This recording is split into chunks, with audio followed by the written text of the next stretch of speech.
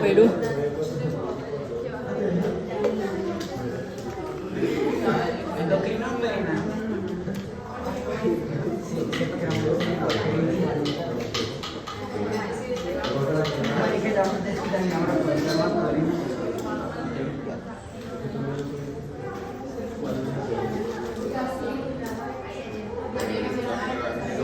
A ver, les pregunto. ¿De qué era el examen? ¿Qué tenía? ¿Digestivo? No, yo no lo tengo. No, pero ¿digestivo y verdad?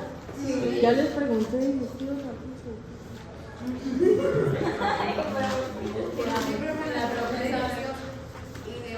Sí, ya es el tercero. A ver, vitaminas que se absorben mediante la presencia de secreciones biliares. A ver. La nicotinamida. Yo siempre tengo Acá. ¿Y esa le salió? Sí. La absorción de agua a nivel intestinal ocurre gracias a gradiente químico, secreción salival, gradiente osmótico, secreción hormonal. Sí, esa sí salió. Esa salió. Esa está muy bonita la pregunta. Excelente. En el sistema digestivo la somatostatina promueve. Esperen que no veo. En el sistema digestivo la somatostatina promueve vaciamiento gástrico, secreción de gastrina. ¿También salió? Sí. ¿Cuál es? Vaciamiento gástrico. Ay, me pegué. Una de las funciones de las secreciones pancreáticas es acidificar el contenido gástrico, concentrar las grasas, alcalinizar el contenido. ¿Alcalinizar? Sí. El jugo gástrico es secretado. El jugo gástrico es secretado por estimulación colinérgica, dopaminérgica, serotoninérgica, salival. Colinérgica.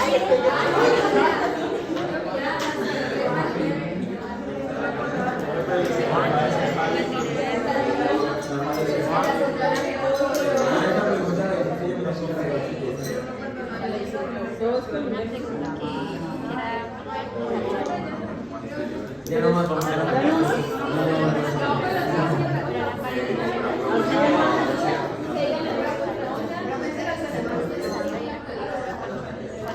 Eran 12 preguntas mías. ¿Sí? Pero porque tan poquito. De fisiología era para que salieran 20. Ah, 12. Bueno. Entonces,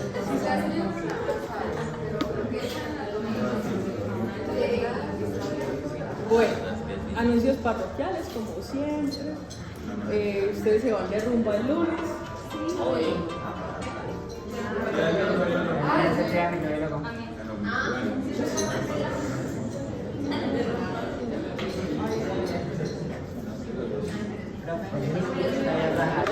Sí. Pónganme cuidado, anuncios parroquiales. Ustedes se van de rumba el lunes. Entonces tienen 0 los del lunes. No, se van a distribuir en los otros grupos. Va a haber un examen de fisiología. Todos los laboratorios, ¿vale? Entonces, por favor, se distribuyen. Todo. Desde el primer corte. Claro. Mentiras.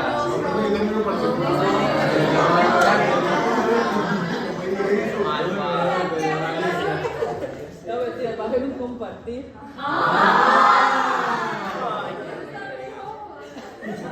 Ya sería el último laboratorio. Yo los voy a acompañar solo el martes. A los otros grupos fue un gusto haberlos visto en el laboratorio, pero nos queda. ¿Qué nos queda? Nada. Falta endocrino y reproductor. Reproductores, que haría reproductores, entonces lo daríamos la última semana con los conmigo. Pero entonces, el grupo de lunes, por favor, se reparten, ¿vale?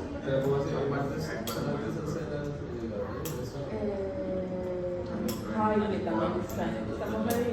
Pero los otros días solo va a estar Jaime. Ay, El compañero. Lleven cosas si quieren. Nosotros también llevamos cosas. ¿Vale?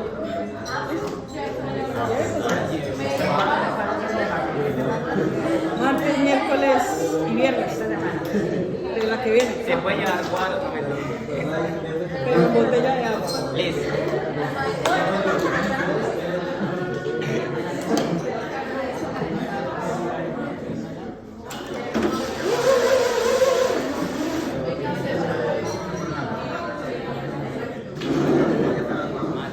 Listo, ahora sí vamos a empezar. Profe, ¿me pasa las diapositivas? No, no se las paso.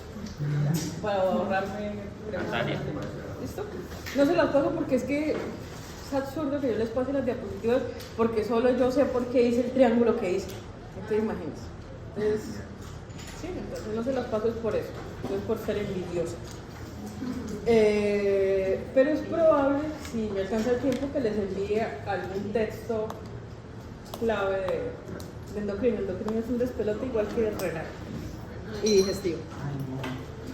Entonces, miren, de sistema endocrino tenemos que saber que hay órganos que producen hormonas y glándulas que producen hormonas. Las hormonas son sustancias que van a mediar procesos fisiológicos. ¿Se acuerdan como los neurotransmisores? Muy parecidos.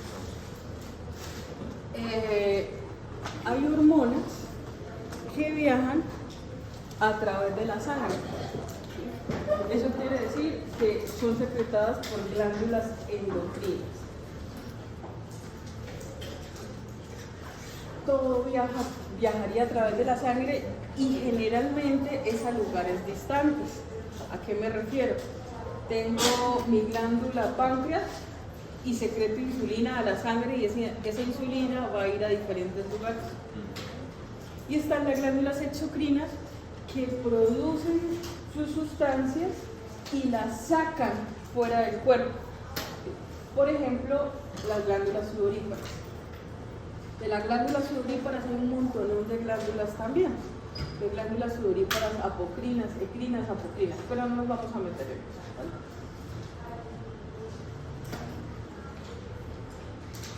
El sistema endocrino, entonces, bueno, tiene una característica y es que las glándulas que secretan las hormonas, esa secreción a veces es más lenta que la secreción del sistema nervioso autónomo. ¿A qué me refiero? ¿Se acuerdan que el sistema nervioso autónomo trabajaba con acetilcolina, noradrenalina, adrenalina, dopamina? Okay. Y actúa inmediatamente. De hecho, el sistema parasimpático actúa en cerca de un segundo, mientras que el sistema simpático actúa entre 10 a 15 segundos. Se demora más, pero aún así es muy rápido. Mientras que el sistema endocrino se demora casi días, meses e incluso años. Por ejemplo, el desarrollo femenino y el desarrollo masculino también. Entonces, el desarrollo femenino arranca desde que nace la niña hasta cerca de la pubertad, 12 años, cada vez más rápido, hasta que arranca el ciclo menstrual de la niña, ¿vale? Entonces, pero todo eso ha sido un proceso endocrino desde muchos años. Eso quiero que les quede claro. Entonces, si vamos ahora a hablar de las hormonas, hay tres tipos de hormonas. Hormonas autocrinas. ¿Qué significa la palabra auto?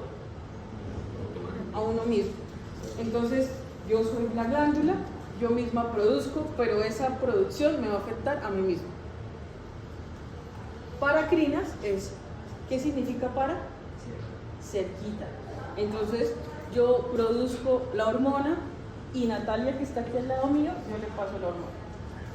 Esa hormona les va a afectar a Natalia, no me va a afectar a mí, pero estamos muy cerca.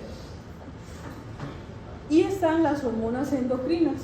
Entonces, las hormonas endocrinas, yo produzco la hormona, pero viaja por allá donde el compañero, que no me sé el nombre, pero viaja por allá. ¿Vale? Listo, entonces viaja, estas todas viajan por sangre, pero viaja, pero pues recorre más tiempo. Hombres y mujeres tenemos las mismas glándulas. Sí, las mismas glándulas, excepto las glándulas relacionadas con el sistema reproductor. En los hombres son testículos, en las mujeres son ovarios. Pero entonces arranquemos desde arriba. Entonces arriba tenemos el hipotálamo, la hipófisis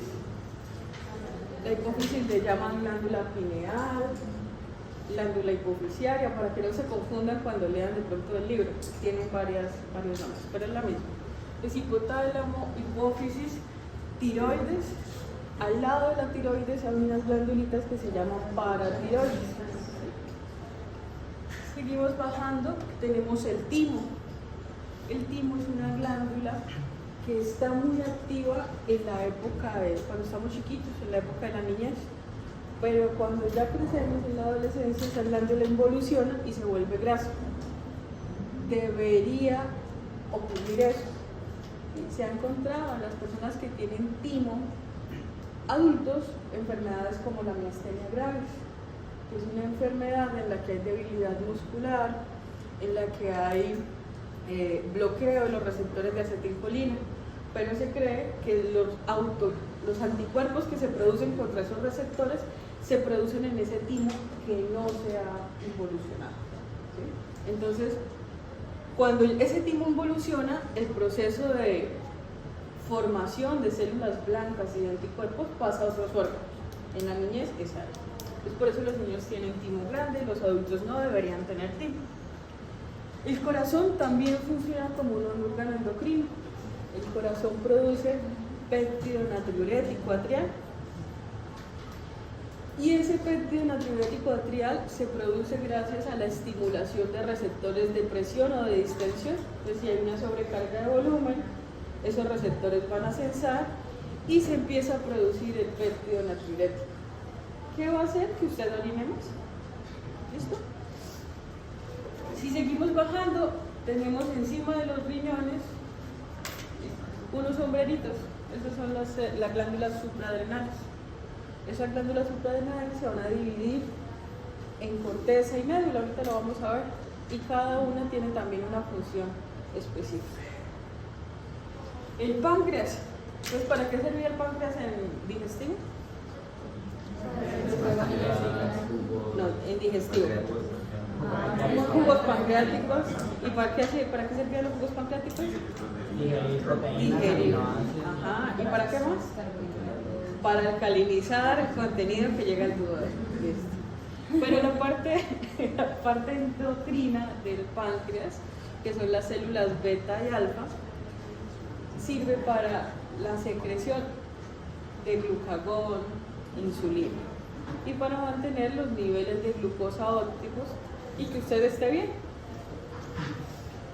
Seguimos bajando, entonces, mujeres, ovarios. Entonces, los ovarios no solo sirven para almacenar los ovocitos, ¿sí? Y los óvulos, los ovocitos al principio, los óvulos, sino que sirve para recibir y secretar algunas hormonas, estradiol, progesterona, y son sensibles a la LH, FSH. Ya vamos a ver. Pero también sirve para regular el calcio. ¿Sí? Entonces, ¿qué están haciendo ahorita a las señoras?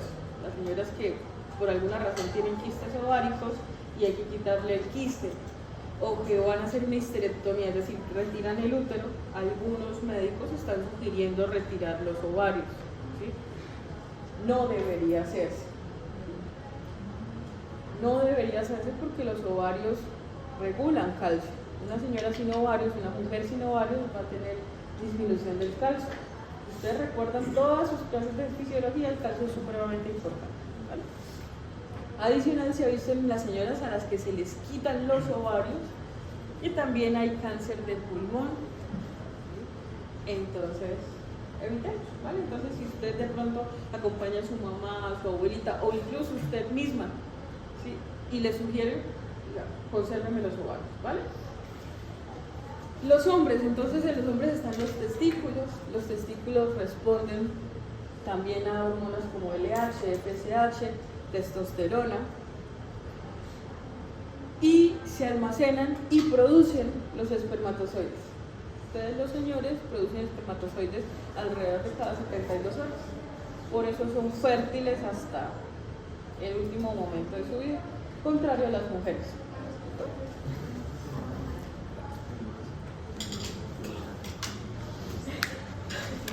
Entonces,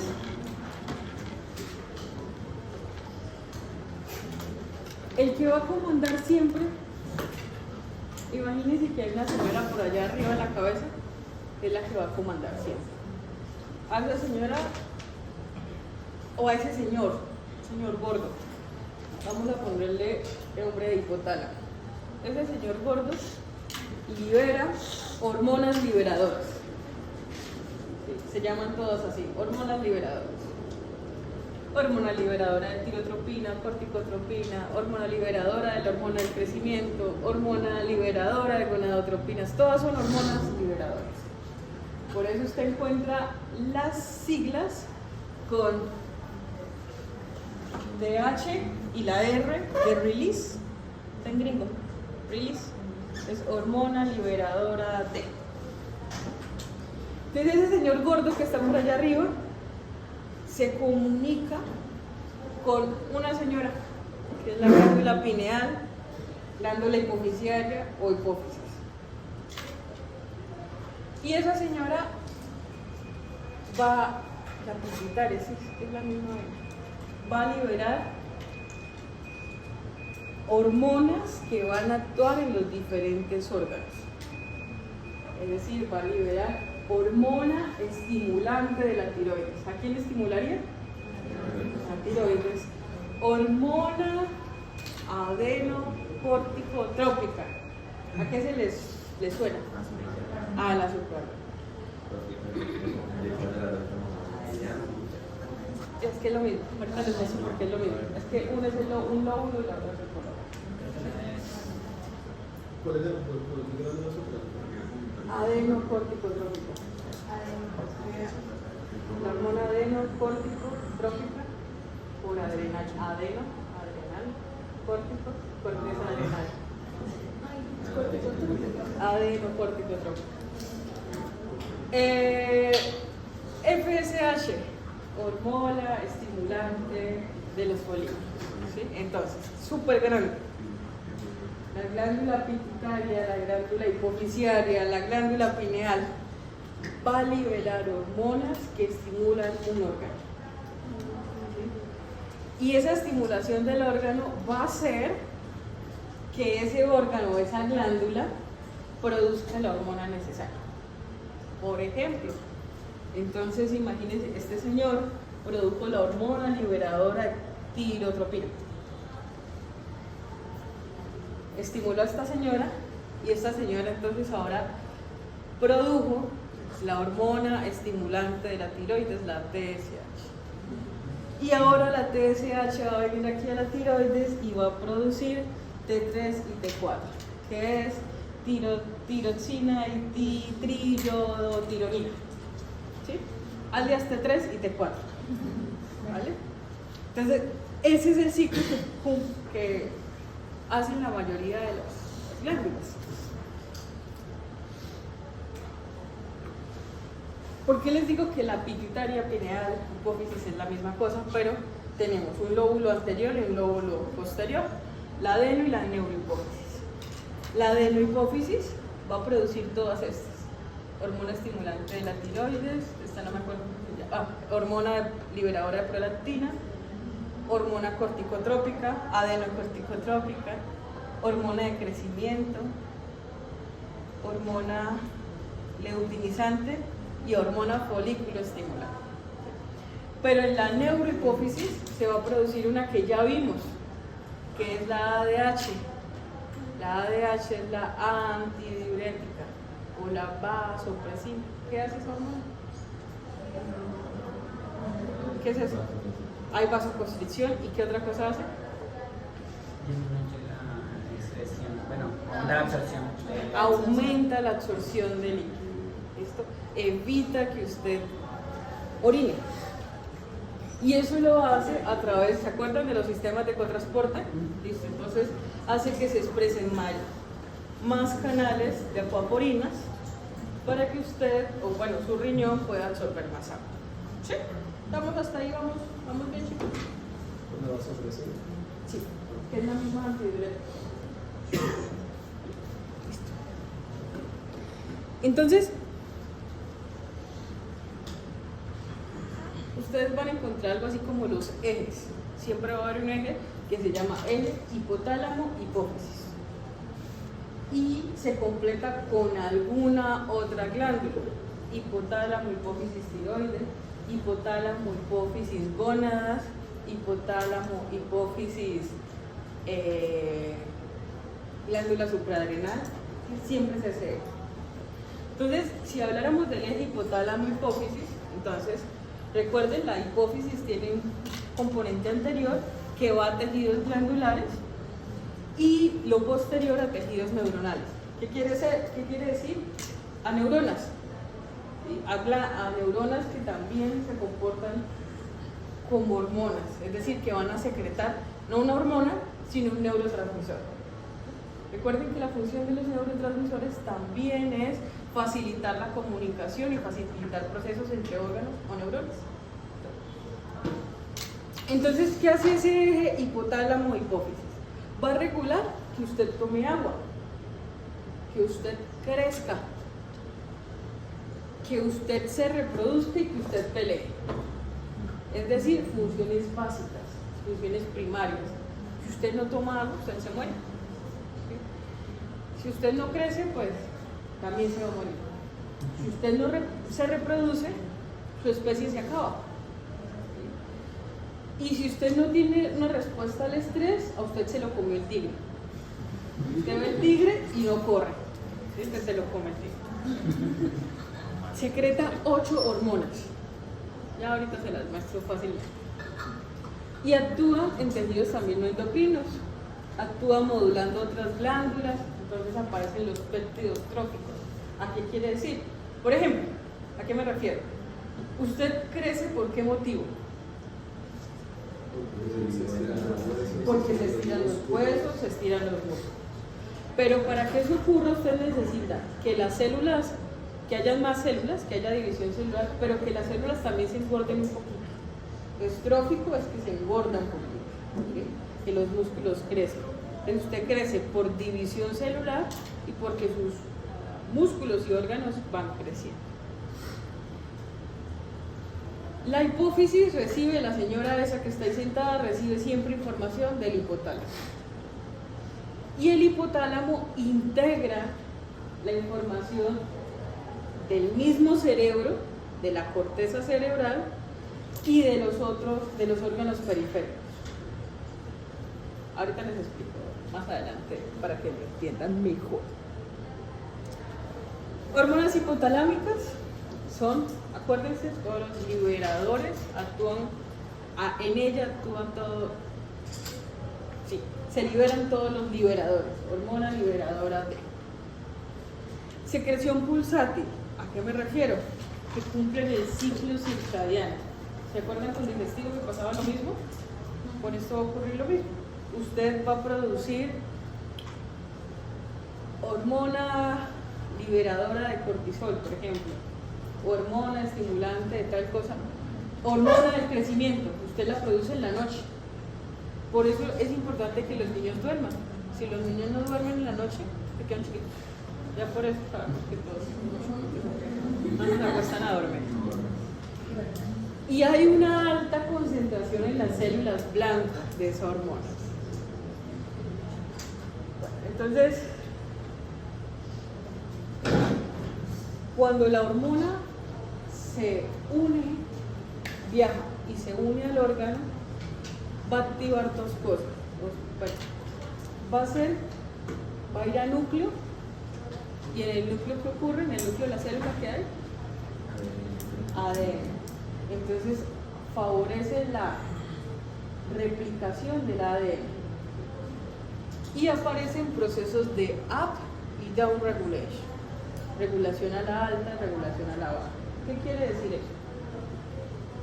Usted estimula la célula para que, el informe que envía o la información que envía es, necesitamos que exprese más canales de sodio, de potasio. Entonces lo que se va a transcribir es, vamos a disponer de más canales y se expresan en esos canales sobre la membrana celular. Pero puede llegar otra hormona a decir, no, necesitamos un down regulation, entonces vamos a quitar los canales. Todo eso se mete con código genético.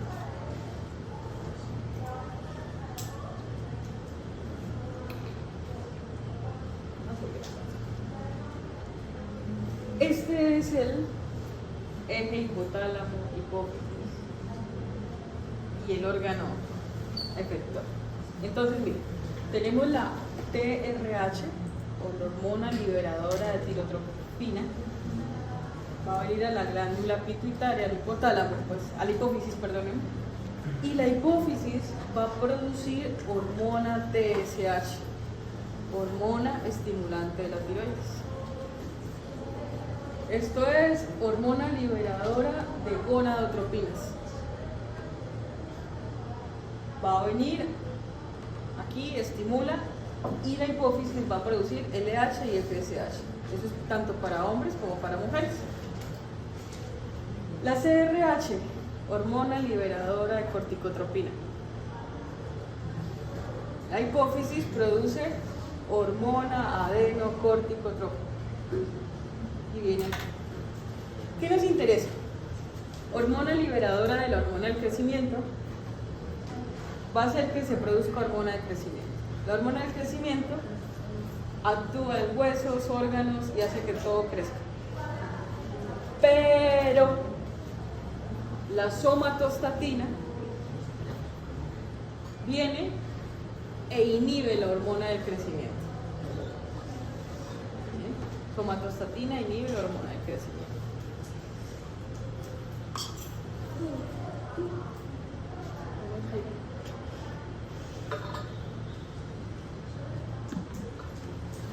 Luego viene una que se llama la PRRH, hormona liberadora de prolactina.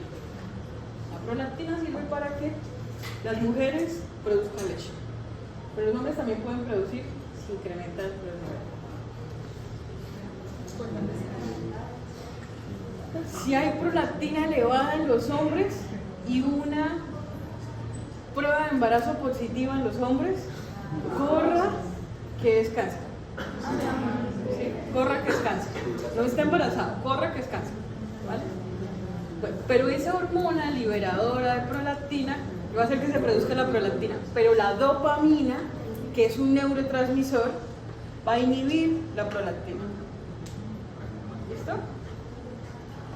En los órganos diana, tiroides, hígado, lo que sea, estas hormonas van a actuar a través de receptores acoplados a proteínas G, muy parecidos a los receptores metabotrópicos. Blanca. Proteínas acopladas a la familia G o proteína G, muy parecidos a los metabotrópicos. ¿Qué se acuerdan de eso? Receptores metabotrópicos. Son un poco más lentos. Entonces ellos atraviesan así. Tenemos la célula, la membrana celular. Ellos tienen varios dominios intracelulares y extracelulares. Van a activar esa proteína, pero aquí adentro no va a abrir directamente el canal, sino que aquí adentro va a movilizar proteínas sinasas, va a fosforilar, ¿sí? Se necesita ATP y finalmente abriría un canal. Entonces lo que la compañera dice, ¿no solo así? Bueno, lo que Vanessa dice es, sí, son receptores que actúan más lento. Pero al actuar más lento, significa que hace todo esto, actúa sobre la membrana, pero también actúa sobre el DNA. decir, se mete con la transcripción del DNA.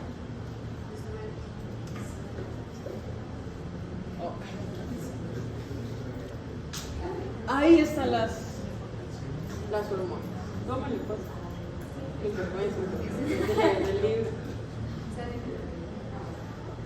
Yo media hora hablando para eso.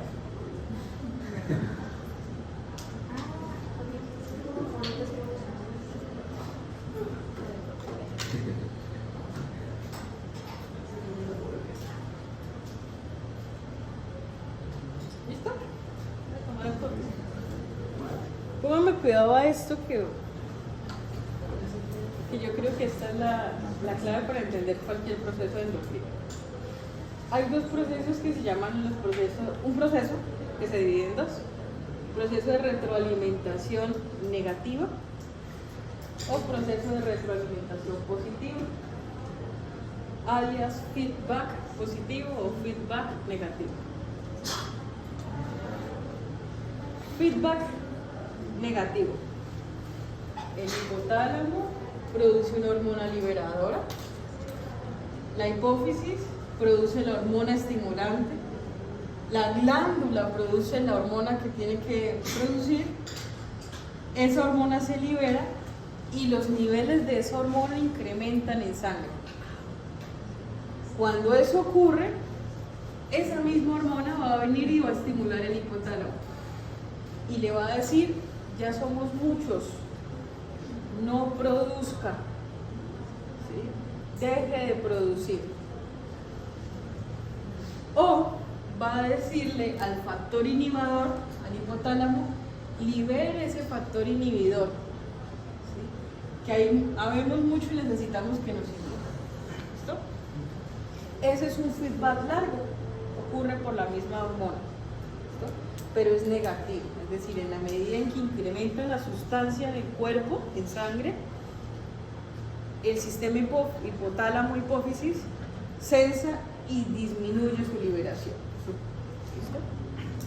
Pero la glándula periférica, tan pronto se produce de la hipófisis la hormona estimulante, también va a venir aquí y va a retroalimentar el hipotálamo y va a decir: ya produje, empiece a disminuir un poquito la tasa de producción, siga produciendo pero un poquito más lento. ¿Hasta aquí estamos bien? Entonces incrementan los niveles en sangre. Lo ideal es que empiecen a disminuir paulatinamente por el proceso de retroalimentación negativa. Hay otro proceso que se llama el proceso de retroalimentación positiva, que no suele ocurrir tanto en el cuerpo, pero lo menciono. La misma cosa, se liberó la hormona, incrementó en sangre y la hormona va a viajar por el sistema vascular, por el sistema sanguíneo y va a decir: incrementó, produzca más, produzca más, produzca más, produzca más. Entonces ocurre esto mismo, incrementa en sangre la hormona, la sustancia, va a ir a esa sustancia al hipotálamo y va a decir: ya incrementamos, pero necesito más, produzca más, produzca más, produzca más, produzca más. A eso se llama retroalimentación positiva. La anterior era retroalimentación negativa, incrementaba, la sustancia iba al hipotálamo e inhibía luego la nueva producción. Sí, o sea, cuando se regula la cantidad de hormona en sangre, se le da un factor inhibidor. Ese factor inhibidor puede acumularse en sangre. Sí, también. Y entonces, Cuando eso ocurre, entonces hay feedback positivo, porque va el factor inhibidor hasta le dice: produzca más, porque ya nos inhibimos. Si nos inhibimos, entonces venga, nos inhibimos, produce mucho de esto, ahora necesito que produzca mucho de lo otro. Y así nos comportamos todo el día. Hasta aquí estamos bien, entendimos procesos de feedback, retroalimentación, no olvídense. Entonces miren lo que ocurre, por ejemplo, con la hormona de crecimiento. Dime. Cuando se da la retroalimentación positiva, ¿ese aumento es progresivo también o es el más? Porque acá hay una negativa y otra. Lo que decía José era justamente: incrementa imagínate que está el factor inhibidor. El factor inhibidor va a hacer que se deje producir, ¿sí? Pero hay mucho factor inhibidor. Cuando ya se dejó de producir la otra hormona, pero todavía hay mucho factor inhibidor, ese mismo factor inhibidor va a ser censado y va a decir, venga, ahora se acabó la hormona, necesitamos que se produzca más hormona de la que yo quité.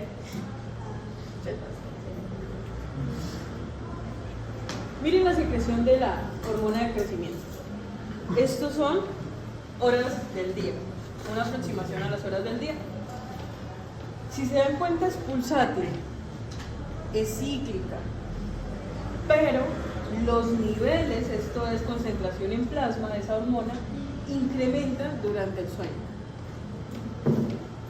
Entonces, ¿qué ocurre? El hipotálamo, ante situaciones de sueño, de estrés y de hipoglicemia, se liberan esta hormona, la hormona liberadora de la hormona del crecimiento. Esa hormona va a estimular la hipófisis. La hipófisis va a venir al hígado. Y en el hígado se van a producir, va a haber glucogénesis, sí. Eso va a ir a las diferentes células que van a aprovechar la glucosa para todos los procesos metabólicos. Sin embargo, cuando hay mucha hormona de crecimiento, se produce un factor inhibidor de la hormona de crecimiento. Este factor va a venir aquí. Cuando la glucosa también incremente, porque ya aquí hígado nos dio mucha glucosa, ¿qué va a pasar? Se va a inhibir la liberación gracias a este factor inhibitor. ¿Listo? Si producimos mucha hormona del crecimiento, aparecen enfermedades como acromegalia o gigantismo. Son crecimientos desproporcionados. ¿Ustedes han leído a Julio Cortázar? ¿Sí saben? ¿No saben? Ese es el de Rayuela. Uy, ¿se han leído Rayuela? Sí. Léanse Rayuela en vacaciones. Rayuela es el libro chévere que uno lo puede abrir en cualquier página y empieza a leer. ¿Sí? Ese señor Julio Cortázar es un argentino que vivió mucho tiempo en París y murió en París. Ese es el de las princesas. Ese señor sufría de acromegalia. Era un señor muy grandotote. Y una de las razones es excesiva producción de hormona de crecimiento. Bueno, para que lean otras cosas. Entonces, la hormona del crecimiento hace que incremente el tamaño de la muscular, que disminuya el almacenamiento de glucosa. Por eso uno ve a los niños todos flacos, ¿sí? Porque los peladitos están a cada rato quemando glucosa, pero se necesitan. Pero si no les damos alimentación adecuada, por eso los niños que sufren de desnutrición no crecen.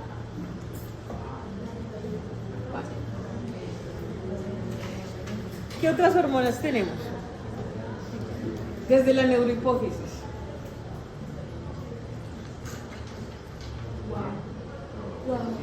Dura 3 meses. ¿Cuál hormona sería? Sería el tipo perfecto o la chica perfecta. Por eso dura, ¿cuánto dura? 3 meses. Ya después se acaba el encanto. ¿Cuántas hamburguesas comes? 6 hamburguesas. Después de 6 hamburguesas usted ya no lo quiere. ¿Qué otra hormona tenemos en la neurohipófisis? La ADH ya la habíamos visto. Entonces, y la inhibimos con el alcohol que no toma ninguno de ustedes, eso lo toman niños de otras universidades. Pero el alcohol va a inhibir. El alcohol va a inhibir la liberación de la vasopresina o hormona antidiurética. Si eso ocurre, usted pierde mucho sodio y mucha agua. Por eso usted no, los niños de otras universidades después de tomar mucho tienen guayabo y se despiertan con dolor de cabeza. Y adicional, como son malos tomando, vomitan, entonces también al vomitar pierde electrolitos. Entonces amanecen esos niños de otras universidades muy mal. Ustedes no. O sea, uno se enferma con dolor de cabeza porque Perdiste y electrolitos.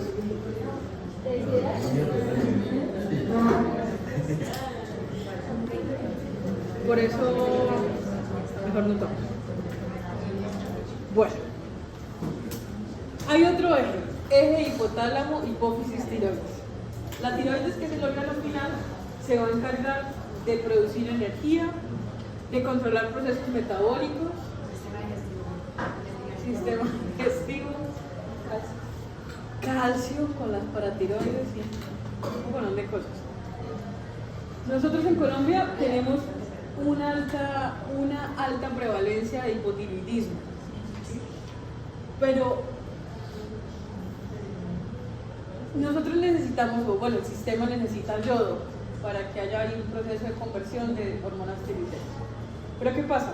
Se supone que la sal nuestra, por reglamento nacional, por política nacional, está yodada. Entonces se supone que no tendríamos un déficit de yodo. ¿Sí?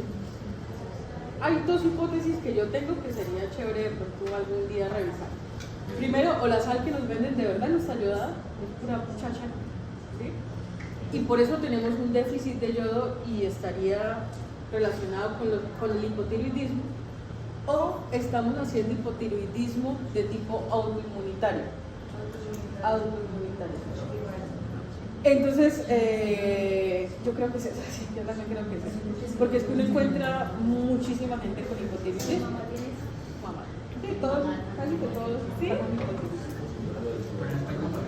Entonces, miren, la cosa es, hipotálamo produce hormona liberadora de tirotropina. La hipófisis produce TSH, es decir, hormona estimulante de la tiroides. Y la tiroides va a producir T3 y T4.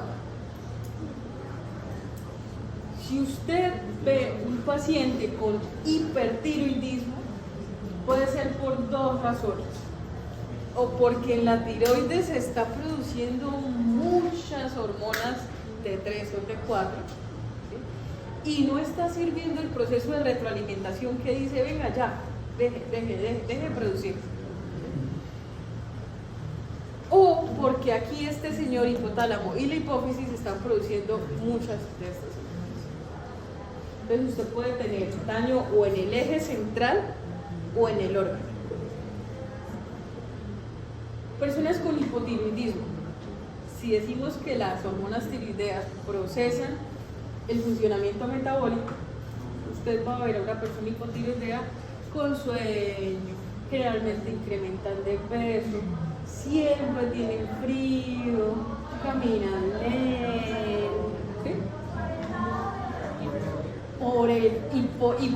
Con hiperglicemia probablemente acumulan para después. Las personas hipertiroideas son personas flacas, muy flacas. Siempre están sudando, sudorosas. Ustedes le miran las manos y siempre están temblando, no es parecido, siempre tiemblan, ¿sí? Siempre tienen calor.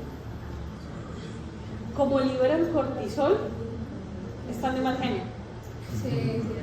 Y como liberan cortisol, el cortisol estimula la producción de catecolaminas, son hipertensos, siempre tienen taquicardia y suelen hacer arritmias cardíacas.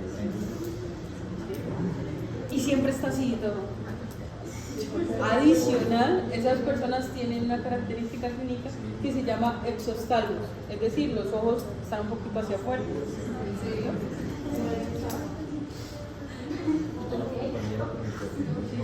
Yo tuve un estudiante con hipertiroidismo que no se tomaba el medicamento, ¿sí?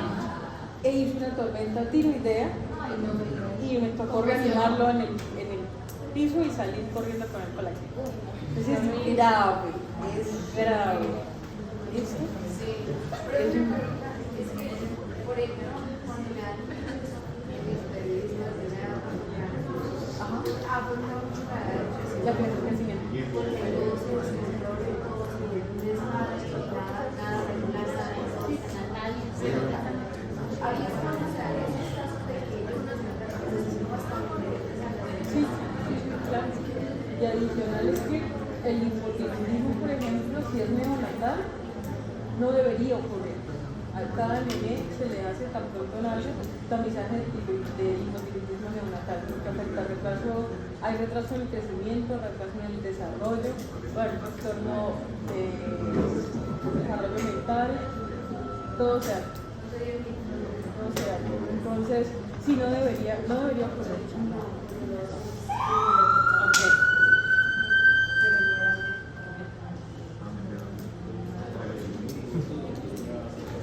Ok, entonces miren lo que pasa, chicos. Tenemos la tiroides, tenemos el receptor para la hormona estimulante de la tiroides. Ese receptor va a permitir que esa célula se despolarice y que ingrese a la célula sodio, pero en cambio también yodo. Cuando eso ocurre, el yodo se mezcla por acá con una peroxidasa y como último tenemos una tiroglobulina. Eso permite la secreción de hormona T3 y T4. Cuando ya se producen esas hormonas, la hormona T3 y T4 entran a otra célula para ser liberadas. ¿Qué necesitamos para que eso ocurra? Una bomba sodio-potasio ATPase. Esa bomba se activa y tenemos la secreción de nuestras hormonas. Entonces, para resumir, necesitamos el receptor al que se va a pegar la hormona estimulante de la tiroides, y un cotransportador sodio-yodo. Eso quiere decir que si el sodio baja, podemos ingresar yodo. Necesitamos agua, yodo y necesitamos sodio. Y claramente el calcio. O sea que si no hay yodo, podemos producir T3 y T4. Muy bien.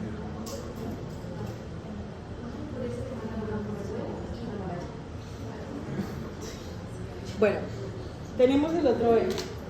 Eje hipotálamo, hipófisis, glándula suprarrenal. Pero lo que les decía, la glándula suprarrenal se va a dividir cápsula, médula y corteza. La corteza adrenal se divide en 3 y cada sección va a producir una cosa diferente.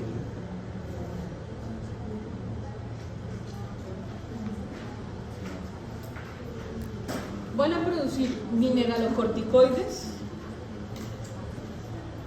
glucocorticoides y glucoesteroides en la corteza. Mineralocorticoides, aldosterona. ¿Se acuerdan de ella? ¿Para qué sirve? Sistema renal. Entonces, ¿se acuerdan que esa señora por aquí actuaba?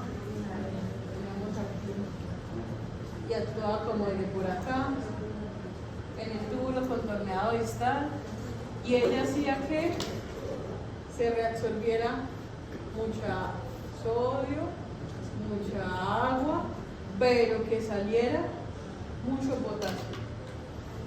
¿Okay? Entonces, personas con de mucho aldosteronismo, mucha aldosterona, las personas van a retener mucho líquido, pero van a barrer muchísimo potasio. Si barren potasio, ¿qué ocurriría? ¿Para qué sirve el potasio? Para todo. ¿Qué más? Para la absorción, la Para el potencial para la meseta, el potencial de acción cardíaco. Entonces, si no tengo potasio, este pedazo incrementa o disminuye. Entonces, ¿la persona cómo estaría? ¿Bradicárdica o taquicárdica? El cortisol, ¿han escuchado el cortisol ahora que está de moda? El estrés. Entonces, el cortisol es una hormona, es un glucocorticoide que va a tener varias funciones. Primera función, él va a ser liberado y va a hacer que usted tenga mucha glucosa en sangre. Va a sacar el calcio de las reservas de calcio, retículo sarcoplásmico, del hueso. Usted va a tener mucho calcio en sangre. Va a hacer que los vasos sanguíneos se vuelvan más sensibles a las catecolaminas, norepinefrina, adrenalina y dopamina. Si yo tengo mucho de eso y mis receptores están disponibles, ¿cuál es la acción de la adrenalina o la noradrenalina en los vasos sanguíneos? Vasoconstricción. En las arterias, vasoconstricción. ¿Qué es la presión arterial? Volumen por resistencia. Si aumenta la resistencia, ¿qué pasó con la presión? Aumenta la presión. Aumenta la presión. Entonces, esa persona con mucho cortisol va a tener hipertensión arterial. Pero como también hace producción o ayuda a la producción de otras cosas y activa otros receptores como los receptores beta 1, ¿cómo estaría la frecuencia cardíaca de esa persona? Beta 1, alta. Beta 1 está en el corazón, alta. Entonces, y adicional, esa persona se vuelve irritable porque también activa zonas del cerebro como el área prefrontal. Esa persona se vuelve irritable, muy molesta, ¿sí? Se incomoda por todo. Corticosteroides gonadales. Bueno, testosterona, la que les va a hacer todo lo relacionado con el sistema reproductivo. Está repetida, sí, pero no son corticoides, glucosteroides, son esteroides gonadales. Y la médula va a producir las catecolaminas. Eso quiere decir que el cortisol que se produce en la corteza va a estimular la médula.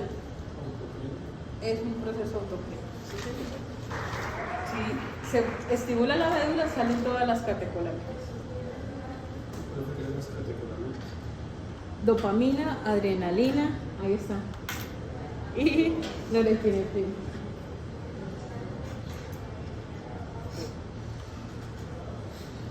Entonces miren lo que pasa. Aquí ya. Si usted se golpea, si usted siente dolor, si usted lo operaron, si a usted se estresó porque iba por la calle y le iban a robar, un perro le ladró, cualquier estrés de afuera, va a estimular el hipotálamo, se produce hormona CRH, hormona liberadora de corticotropina, va a venir a la hipófisis, va a producir hormona adenocorticotrópica, va a venir a la glándula adrenal, se va a producir cortisol. El cortisol va a tener efectos sistómicos, como ya lo vimos, pero el cortisol también va a venir aquí y va a decirle a la hipófisis, ya me liberaron, ya no, porfa, no siga mandando a CTH. Pero también va a venir aquí al hipotálamo y va a decir, ya estoy alto, no libere más. ¿Sí? ¿Hasta aquí estamos bien? Bueno, ¿cuál es el problema cuando a los pacientes se les dan medicamentos glucocorticoides? Ese paciente pierde el feedback negativo. ¿Alguien aquí toma prednisona? ¿Cuál? Prednisona. Tú tomas prednisona. ¿Has tomado? Okay. de las personas que toman prednisona, la prednisona es un glucocorticoide. ¿Listo? Entonces, recuerden, esto se activa si usted está estresado. Pero ahora yo le estoy dando a una persona siempre corticoide, siempre. Es decir, el nivel siempre va a estar por encima, nunca va a haber el descenso. ¿Qué va a pasar? El cortisol externo que yo le estoy dando va a venir y va a decirle aquí a la hipófisis y al hipotálamo, no produzcan más. La glándula suprarrenal deja de producir, yo estoy dándole. Hasta aquí no hay ningún problema, yo estoy supliendo. Pero si yo le retiro a la persona súbitamente el cortisol, esa hormona no se va a empezar a producir de una vez. ¿Sí? No se empieza a producir de una vez. Pero los efectos de que no se produzcan de una vez se ven inmediatamente. El paciente puede entrar en una falla sistémica por no tener cortisol. Entonces, ¿qué es importante? Aunque ustedes no vayan a formular, pero sí para sus papás, para la vida. Mira, si usted está tomando cortisol, por algún corticoide, no lo suspenda súbitamente. Hay que suspenderlo paulatinamente. Esa es la importante. ¿Qué otras cosas de la glándula suprarrenal? Si el potasio en sangre incrementa, la glándula suprarrenal va a hacer que se libere aldosterona. Cuando se libera aldosterona, ¿qué producimos? Más acuaporinas, más canales de sodio, reabsorbemos y excretamos potasio. ¿Otra vez? Si el potasio incrementa en sangre, ¿qué ocurre? Mayor reabsorción de sodio, mayor reabsorción de agua y eliminamos potasio.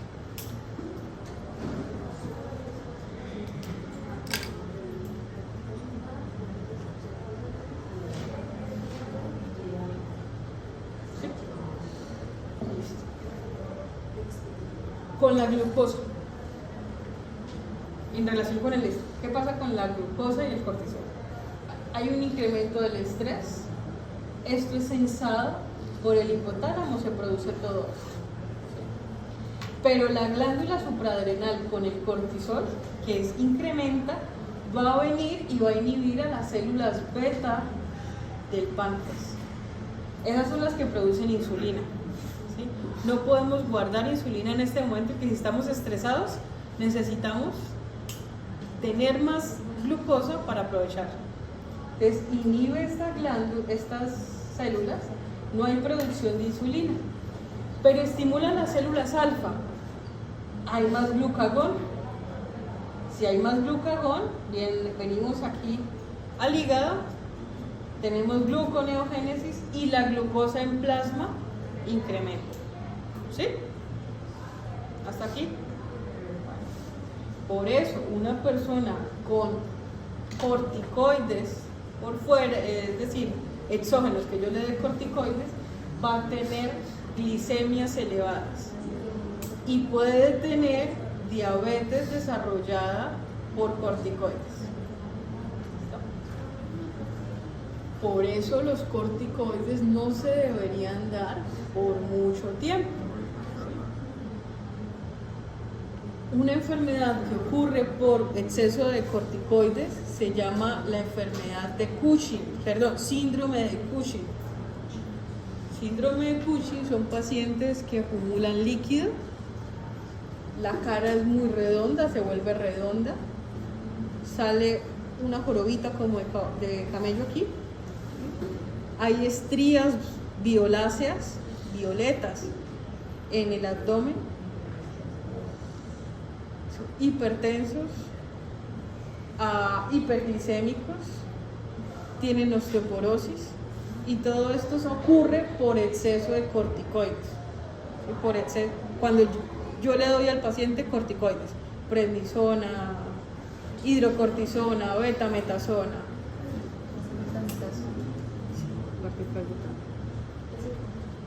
pero ese se usa más para manos, cara. Sí, pero yo la tomaba es para tópico. una inflamación. Sí, es tópico, claro. Ay, Dios mío, el páncreas es terrible. Pues hemos detectado. Si la glucosa incrementa, ese es el estímulo, esa es la señal para que las células beta del páncreas se activen. Se va a producir insulina. Y esa insulina van a haber unos receptores que son los receptores glúteos. La insulina se pega a esos receptores y abre los canales para que la glucosa sea almacenada. ¿En dónde? En el músculo, en células de grasa y en el hígado. ¿Cuál va a ser el estímulo? ¿Cuál va a ser el resultado? Disminuye la glucosa.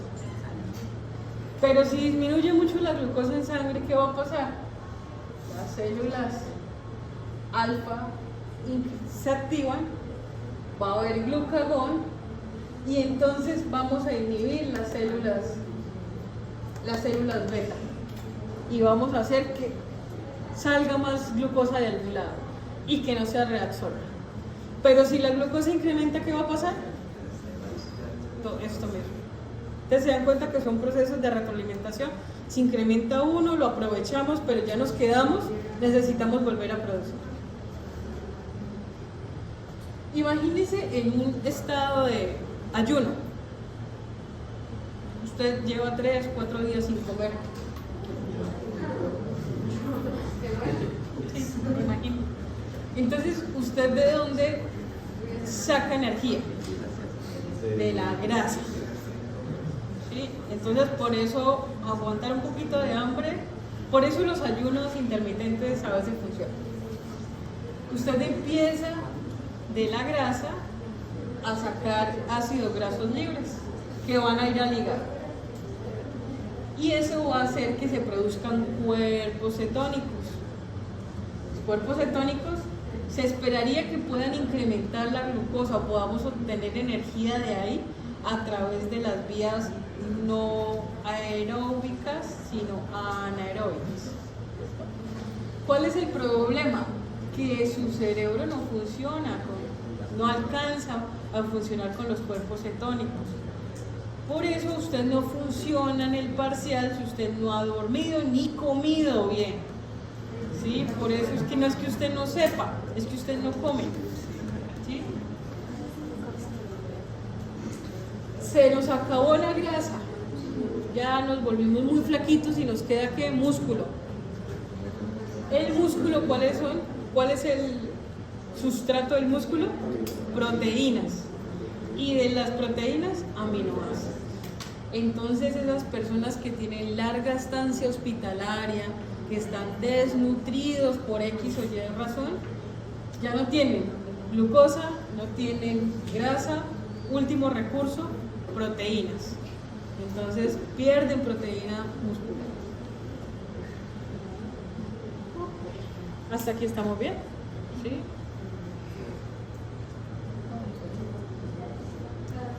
Entonces, la glucosa entra a la célula gracias a un receptor que se llama el receptor GLUT2. Ese receptor es un blanco terapéutico ahora con los nuevos medicamentos que están saliendo. ¿Qué hace? Esa glucosa se fosforila dentro de la célula, es aprovechada en la mitocondria y luego tenemos ATP. Cuando hay ATP, ¿qué va a pasar? Se va a bloquear en un momento los canales de potasio. Cuando esto ocurre, la célula se despolariza. Cuando se despolariza la célula, ¿qué va a pasar? La insulina que se produce en esta célula, que es la célula beta, sale a la circulación. Entonces, necesito glucosa para poder producir insulina, sí o sí. Cuando la insulina sale, este bloqueo que había se quita. Entonces, ahora el potasio que se concentró tanto en la célula sale porque se activan otros canales de potasio. La célula se repolariza, deja de salir insulina. ¿Listo? Necesito glucosa, la glucosa incrementa en sangre, esa glucosa va a ingresar a la célula la fosforilo, tengo ATP, bloqueo canales de potasio, libero insulina. Al liberar la insulina, otra vez se abren los canales de potasio y la célula se repolariza.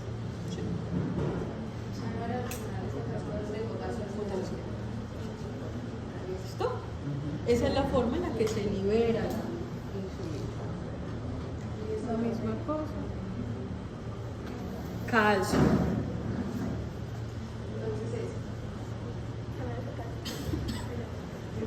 El calcio, tenemos reservas de calcio en hueso y en músculo, en retículo sarcoplasma.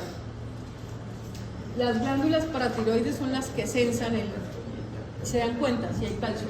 Entonces, el calcio plasmático debería estar entre 8 y 10 miligramos por decilitro.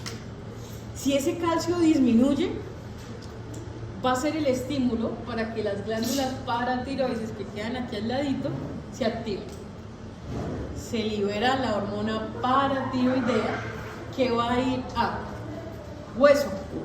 En el hueso va a empezar a estimular unos señores que se llaman los osteoclastos. Y esos osteoclastos van a empezar a limar el hueso. Liman el hueso. ¿Por qué liman el hueso? En el hueso hay calcio. Al limar el hueso, el calcio sale. Pero también va a venir aquí a los riñones. En los riñones va a incrementar la reabsorción del calcio. Y la reabsorción del calcio a nivel renal se da ¿dónde? En el asa de Helena. En el asa de Helena, donde tenemos bombas de calcio-sodio. Y también en el túbulo contorneado distal, donde podrían actuar las tiacidas. Entonces ahí aumenta la reabsorción de calcio. Necesitamos más calcio. Pero también promueve la formación de vitamina D3. ¿Y dónde más hay vitamina D? D. ¿Dónde más habría vitamina D? ¿O por qué otro proceso encontraríamos vitamina D? ¿Absorción de dónde? Intestinal, ¿sí? Entonces, ¿dónde ocurre esa? Aquí en el...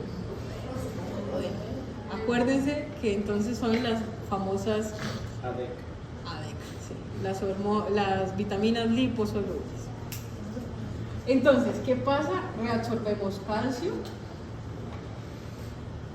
La excreción del calcio obviamente disminuye a nivel de la orina.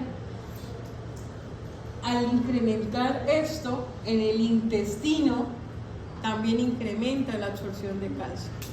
¿Cuál va a ser el fin? Pues cosa final, la normalización del calcio plasmático.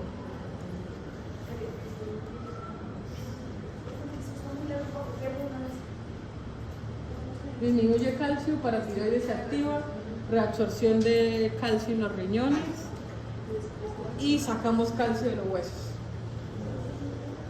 Una es reabsorción y la otra en los riñones y en los huesos es resorción. Lo sacamos. No es que me haya quedado mal escrito. Resorción. Pero en los riñones se quedó mal escrito.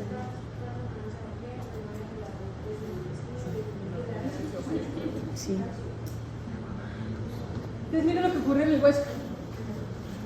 Usted en el hueso necesita la reabsorción, usted va formando la matriz ósea, los osteoblastos forman la matriz ósea, usted tiene el hueso bonito, pero llega, por alguna razón, usted llegó a los 50 años, las señoras, los hombres hacia los 60, pero usted, la señora, llegó a los 50 años y empieza a perder calcio.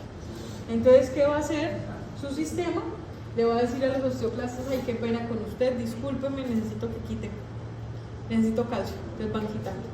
Ese calcio viaja a vía sanguínea, pero la señora se queda sin calcio en los huesos. Por eso las señoras se caen y tienen la fractura en la pierna, en el brazo. Entonces, ¿qué les mandan a las señoras? Tome calcio. Calcio. Pero el calcio se absorbería muchísimo mejor con vitamina D3. Entonces usted ve calcio más vitamina D3. Sí, esa es la razón. Yo ¿Sí? creo que Mira. el osteoblasto es el que quita El que quita. calcio, el osteoblasto el Es que lo arregla.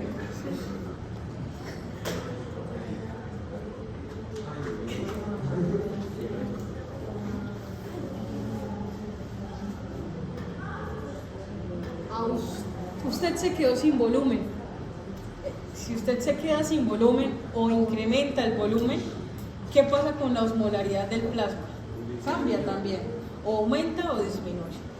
Entonces esta señora, que son las nefronas justamedulares, son las encargadas de arreglar la cosa osmolar. Ella va a venir, libera renina, la renina angiotensinógeno, angiotensina 1, luego de la angiotensina 1 vamos a la angiotensina 2, la corteza supraadrenal libera aldosterona y no eliminamos agua, ni sodio.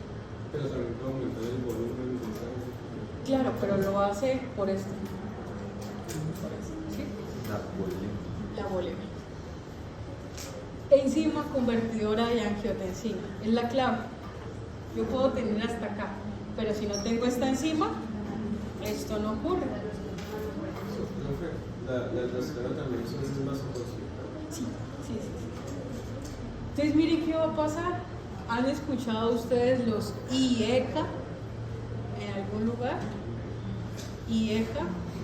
Revísenle los medicamentos que toman sus papás o abuelitos. Y hay medicamentos que se llaman IECA, inhibidores de la enzima convertidora de angiotensina. Si la inhibimos, ¿se va a producir aldosterona? No.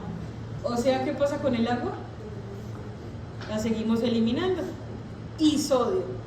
O sea, ¿la volemia aumenta o disminuye? Disminuye. Estamos perdiendo agua.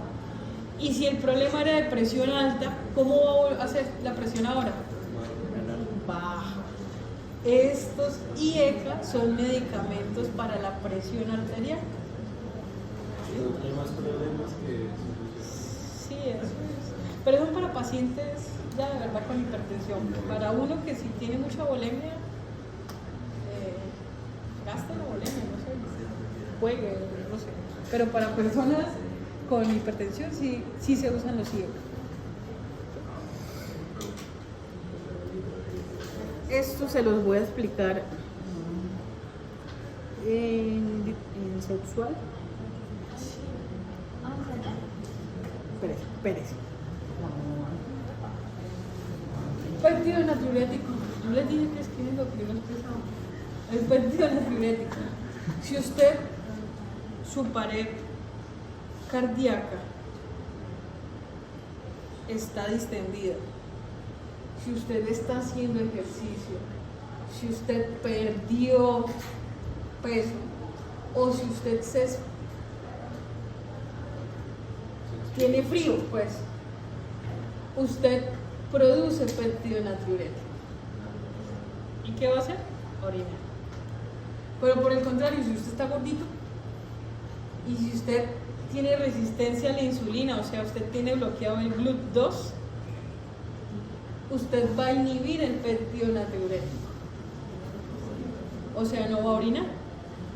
Si usted no orina, ¿qué pasa con el volumen? Aumenta. ¿Y qué pasaría con la presión? Aumenta. Esta es una explicación de por qué los gorditos suelen tener hipertensión. Hay retención de líquido. Chicos, ¿hasta aquí entendimos?